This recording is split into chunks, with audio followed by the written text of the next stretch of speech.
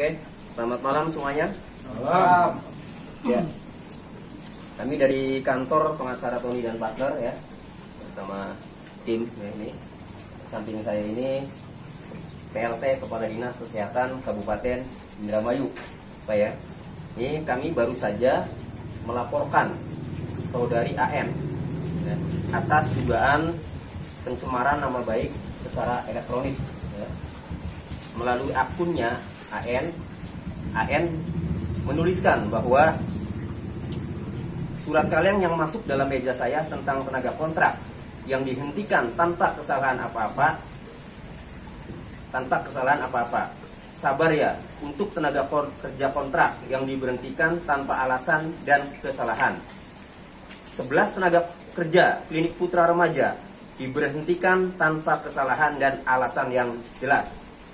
Terima kasih PLT Kadis Kesehatan yang baru. Ini yang baru tuh ya. Sudah membuat 11 tenaga medis kehilangan jobnya. Ada yang sudah mengabdi dari 2017 di Klinik Putra Remaja, namun dibuang begitu saja tanpa pemberitahuan apapun dan tanpa kesalahan apa-apa. Postingan ini postingan tidak sebenarnya, tidak sesuai fakta ya Pak Kadis ya. Jadi Pak Kadis ini tidak ada tindakan secara administratif memberhentikan 11 tenaga kerja tersebut. Betul Pak Kadis? Yang terjadi adalah ya, yang terjadi 11 tenaga kerja itu ya, malah 10 sebenarnya ya Pak Kadis. 10 tenaga kerja itu tidak diangkat lagi untuk anggaran tahun 2022. Betul Pak Kadis? Ya. Nah, jadi bukan diberhentikan 10 tenaga kerja tersebut, tahun anggaran 2021-nya itu habis. Ya, mereka bekerja awalnya ada 25 ya. Di Klinik Putra Remaja itu awalnya ada 25. Kemudian ya, tahun 2021 berakhir di bulan Desember ya, itu tidak diperpanjang, tidak diangkat lagi untuk anggaran 2022. Kenapa?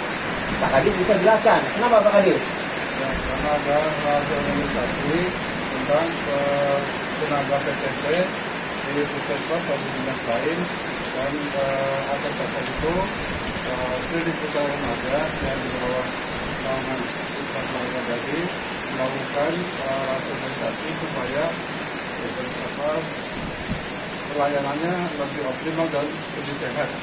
Karena kemudian karena kita juga dalam proses pelayanan kita mengacu pada efisiensi dalam anggaran.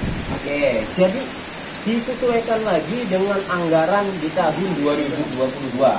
Nah, karena efisiensi anggaran 2022 hanya bisa mengakomodir 14 tenaga kerja, sehingga yang 10-nya itu tidak diangkat, bukan diberhentikan, tidak diangkat. Lalu bagaimana? Sudah diberitahukan secara lisan, Pak ya, oleh pihak Klinik Putra Remaja. Jadi apa yang ditulis, apa yang diposting, apa yang diunggah oleh saudari AN ya, yang menyatakan bahwa 11 tenaga kerja Klinik Putra Remaja diberhentikan tanpa kesalahan dan alasan yang jelas, itu adalah bohong, tidak sesuai fakta. Terima kasih PLT Kadis Kesehatan yang baru sudah membuat 11 tenaga medis kehilangan jobnya. Ini seolah-olah ya, menuduh Kadis Kesehatan ini telah membuat suatu tindakan mengakibatkan 11 tenaga kerja tersebut kehilangan job. Padahal Kadis Kesehatan terhadap 11 tenaga kerja tidak melakukan apa-apa, karena mereka habis sesuai dengan tahun anggaran di 2021. Paham ya? Oke. Karena bohong dan ini tersebar dan menuduh Kepala Dinas Kesehatan yang baru, maka Kepala Dinas Kesehatan yang baru ini merasa tercemar, nama baiknya merasa rusak, merasa dirugikan. Oleh karenanya kami melaporkan hal ini ke Polres Indramayu, meminta kepada Kapolres Indramayu agar saudara AN itu bisa dituntut sesuai dengan ketentuan hukum yang berlaku. Pasal yang kami laporkan ada pasal 27 ayat 3 Undang-Undang ITE. Ancamannya di pasal 45 Undang-Undang ITE.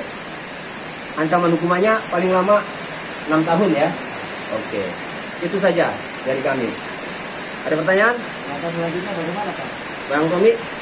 Ya, saat ini setelah pengaduan disampaikan ke pihak Polres, kami selaku kuasa hukum akan terus mengawal klien kami, PLT Kepala Dinas yang baru ini, untuk mendapatkan pelayanan yang sesuai dengan ketentuan hukum yang berlaku di negara kita. Dan ini juga mungkin sebagai sebuah pesan buat kepada seluruh masyarakat pengguna media sosial, mohon agar kiranya menggunakan media sosialnya dengan bijak dan dengan checks and balance gitu ya, dengan berita yang seimbang, berimbang dan tidak merusak atau merugikan nama baik pihak lain. Itu yang dapat kami sampaikan mengenai detail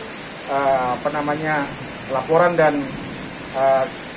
hal-hal yang menyangkut materi dari laporan itu sendiri mungkin akan kami sampaikan di esok hari pada saat kita akan melakukan konferensi pers besok jam 9 ya, 9 pagi ya.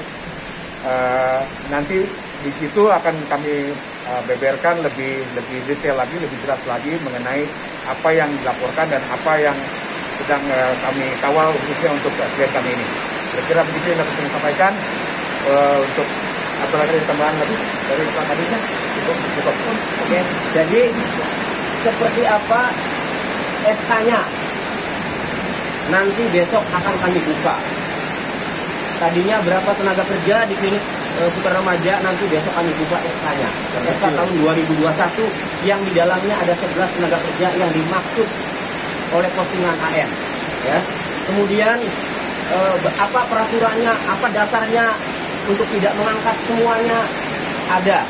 Besok kami akan buka semuanya, baik SK-nya maupun peraturan pemerintahnya tentang pengangkatan pegawai tidak tetap tersebut.